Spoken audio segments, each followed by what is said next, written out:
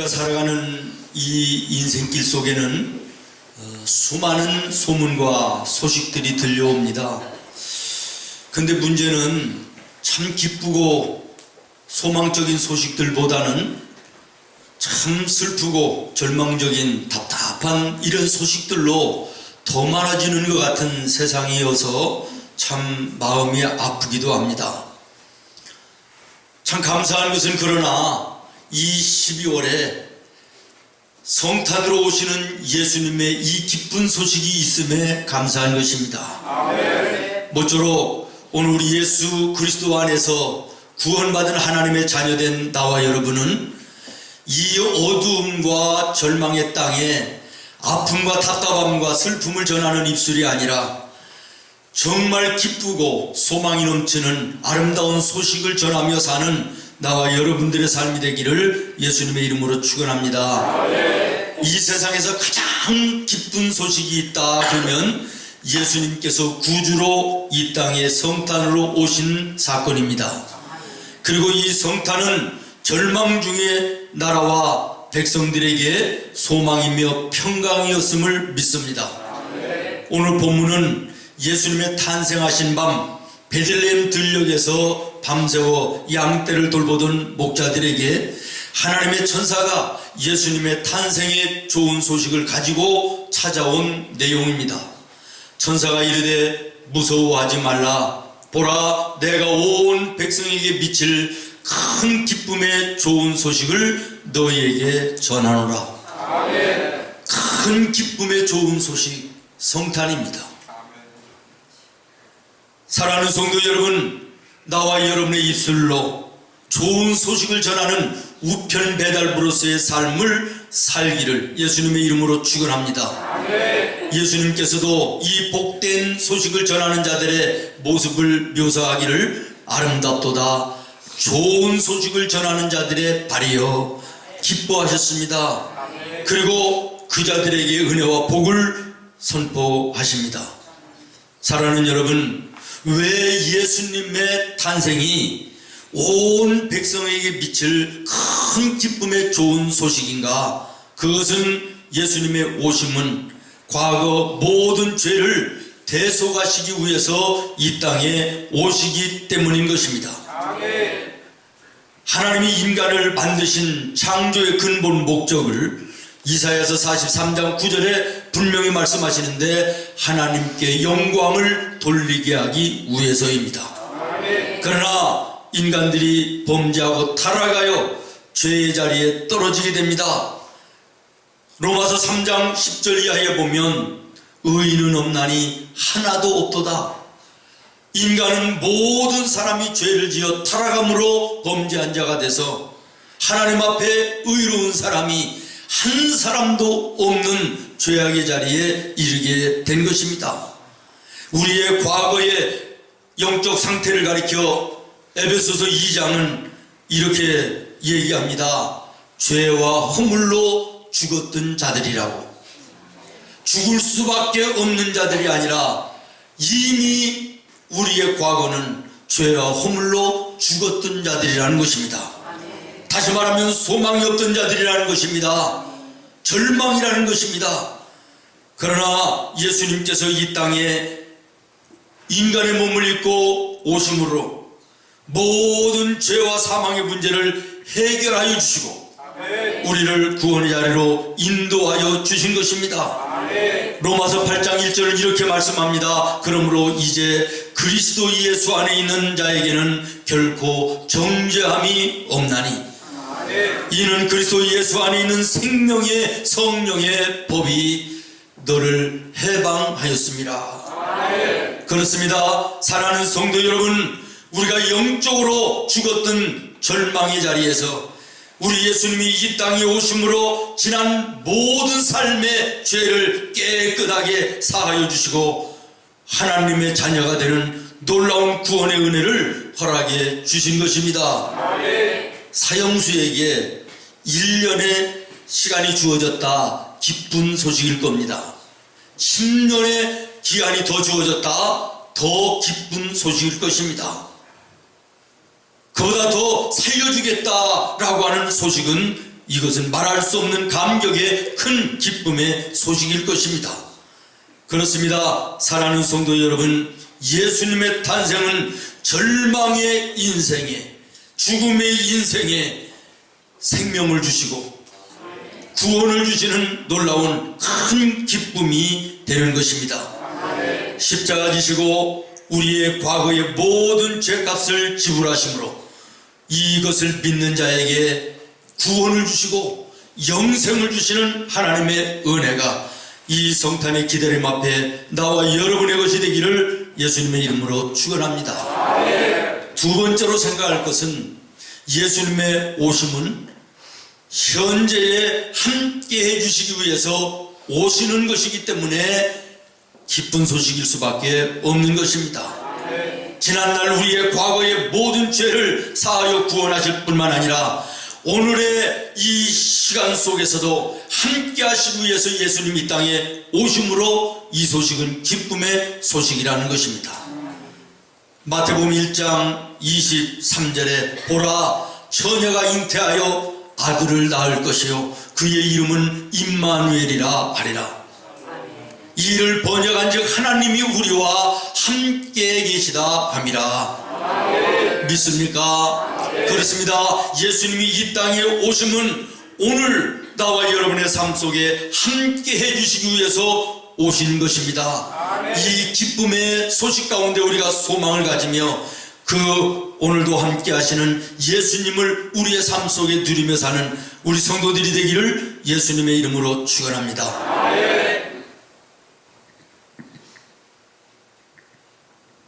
성경 말씀 이사야서 9장 6절을 보면 한 아기가 우리에게 낳고 한 아들을 우리에게 주신 바 되었는데 그의 어깨에는 뭘 메었고 정사를 메었고 그의 이름은 기묘자라 모사라 전능하신 하나님이라 영존하시는 아버지라 평강의 왕이라 할 것입니다. 그렇습니다. 예수님이 이 땅에 오셔서 우리의 통치자가 되신다라는 것입니다. 오늘 우리의 인생길 걸어가는데 예수님이 통치자가 되시는 것입니다. 그의 어깨에 정사를 메었다 그랬는데 저 정사라고 하는 단어를 영어로 가버먼트라고 해석합니다. 다시 말하면 정부라는 것입니다. 다스린다는 것입니다. 통치한다는 것입니다. 예수님이 이 땅에 오셔서 오늘 구원받은 하나님의 자녀들을 다스리신다는 것입니다. 만왕의 왕 되시는 예수님이 나와 여러분의 인생길에 다스리시며 걸어가시는 놀라운 은혜가 우리에게 있는 줄로 믿습니다. 마귀들이 다스리든지 예수님이 다스리든지 사람들에게는 둘 중에 하나인 것입니다. 예수님이 다스리는 사람들을 하나님의 사람 성도라고 얘기하고 마귀가 다스리는 자를 불신자라고 얘기하는 것입니다. 예수님이 다스리면 우리의 마음의 생각이 아름답습니다. 선합니다. 입술에 나오는 모든 것들이 아름다운 열매가 되어지는 것입니다. 행하는 바 모든 행함이 참으로 아름다운 행동들이 되는 것입니다. 그러나 마귀가 다스리는 사람들의 마음은 더럽습니다. 입에서 나오는 것은 추합니다. 행하는 모든 것은 죄악의 모습들인 것입니다. 사랑하는 여러분, 오늘 이 시간 여러분을 다스리는 것이 마귀입니까? 예수입니까? 오늘 구원받은 나와 여러분, 예수님이 다스리시는 놀라운 은혜의 삶이 되어야 될 줄로 믿습니다. 그 다음에 예수님은 기묘자라 그랬습니다. 기묘자라고 하는 것은 영어의 원더풀입니다. 놀랍다는 것입니다. 예수 안에 있으면 놀라운 일들이 일어난다는 것입니다. 갈릴리 나사렛 어촌에 이름 없는 무명의 여인 마리아에게 예수님이 잉태될 때 이 무명의 여인이 만세의 복 있는 자로 모든 사람들의 복의 근원으로 드러나는 것을 여러분 보지 않습니까? 미천하고 연약하지만 그 속에 예수님이 함께 계실 때 만세의 복 있는 자가 된 줄로 믿습니다. 그 성탄으로 오신 예수님이 오늘 나와 여러분의 마음 속에, 여러분의 가정에, 여러분의 인생 속에 함께 할 때 예수로 인하여 놀라운 일들이 일어나게 되는 줄로 믿습니다.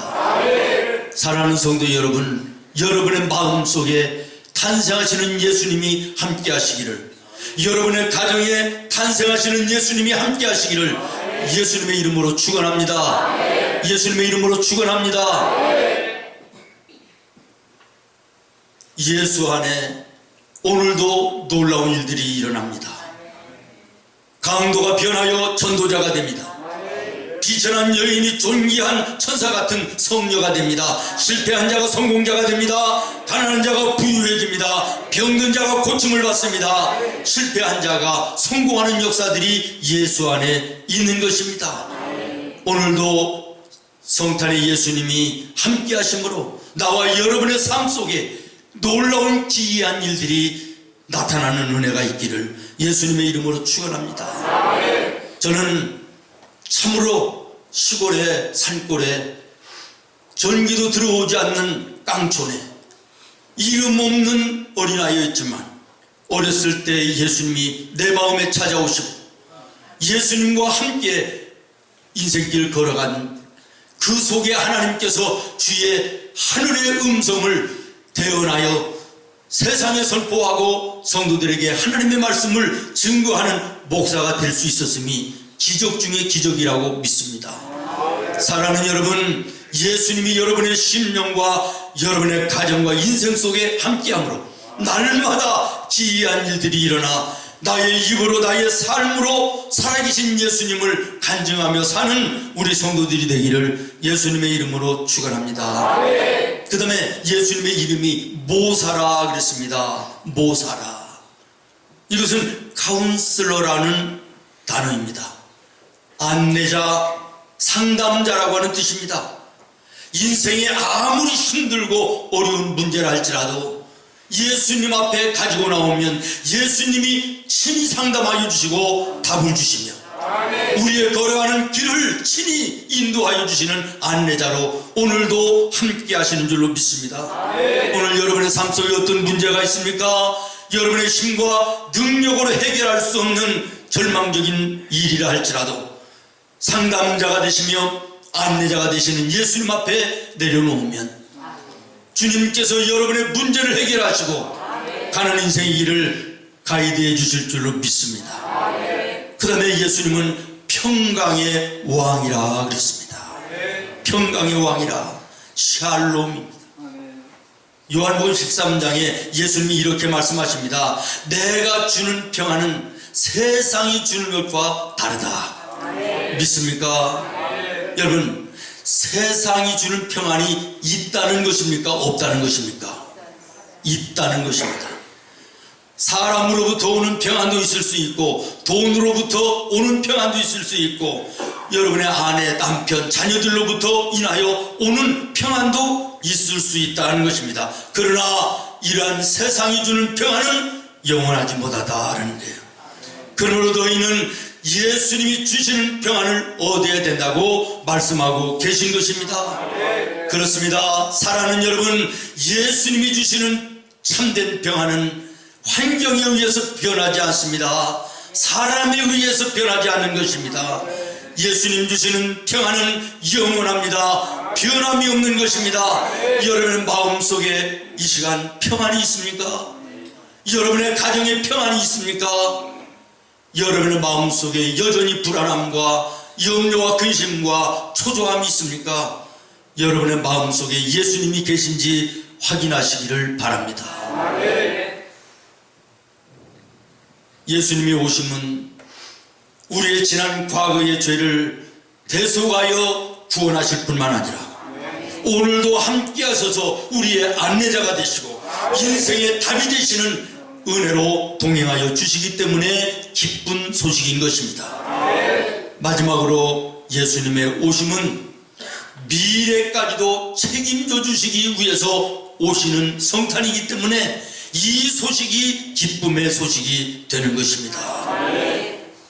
마태복음 28장 20절 하반절에 볼지어다 내가 세상 끝날까지 너희와 항상 함께 있으리라. 성탄으로 오신 예수님께서 언제까지 우리와 함께 하신다고 말씀하십니까? 세상 끝날까지. 할렐루야. 나를 죽을 때까지 사랑하고 생명을 바쳐 사랑하겠다라고 하는 아내도 남편도 자녀들도 언젠가는 내 곁을 떠나갑니다. 영원하지 않는 것입니다.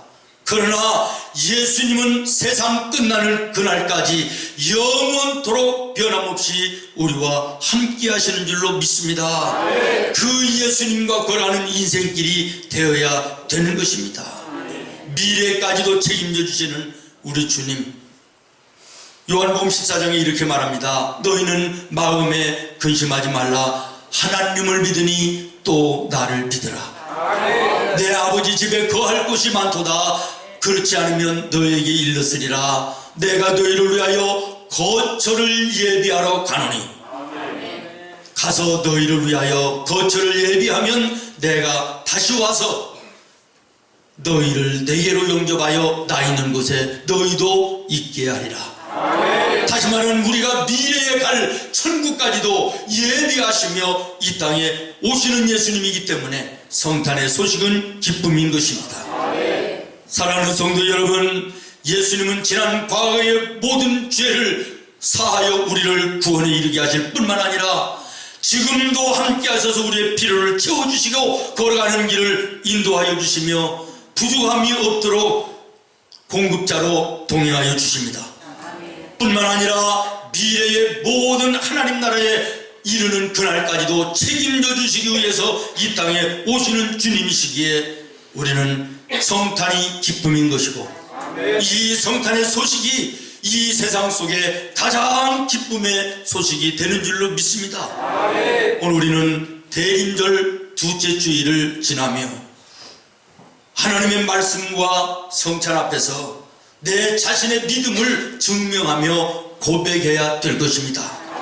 나는 오늘 죽어도 하나님 나라 천국에 갈 수 있는 믿음, 구원의 확신이 있는가? 라는 것입니다.